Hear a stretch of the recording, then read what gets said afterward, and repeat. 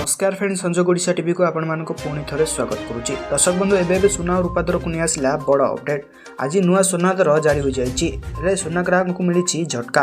देशर अधिकांश बड़ बड़ सहर में 24 कैरेट सुना और 22 कैरेट सुना मूल्य बढ़ी देखा मिली। तेज दर्शक बंधु आपण मैंने जदि सुना और रूपा किणवा को चाहते ताहले वीडियोटी को शेष पर्यंत देखंतु। ताहले आपण मैंने जानीपारे आज दिन में केते रही 24 कैरेट और 22 कैरेट सुना मूल्य। ता पूर्व वीडियोटी को लाइक करने सह यहीपरि वीडियो देखा चाहते आम चैनल को सब्सक्राइब करने सह बेल आइकन को दबाई रखुँ।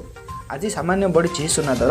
आज भारतीय बजार में 22 कैरेट सुनार मूल्य 10 ग्राम प्रति 70,800 टंका रही बेले 24 कैरेट सुनार मूल्य 10 ग्राम प्रति 77,240 टंका रही। सेहीपरि देशर प्रमुख सहर मानक सुनार मूल्य बढ़ी। मुंबई में 22 कैरेट सुनार मूल्य 10 ग्राम प्रति 70,800 टंका रही बेले 24 कैरेट सुनार मूल्य 77,240 टंका रही। एपटे देशर राजधानी नुआ दिल्ली में यही दर यथाक्रमे 70,950 टंका रही बेले 24 कैरेट सुनार मूल्य 77,390 टंका रही।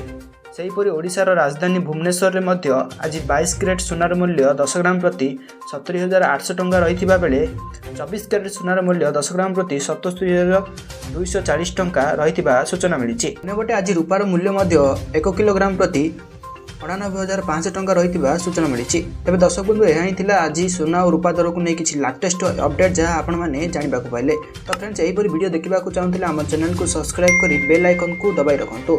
तो फ्रेंड्स रोची जय जगन्नाथ।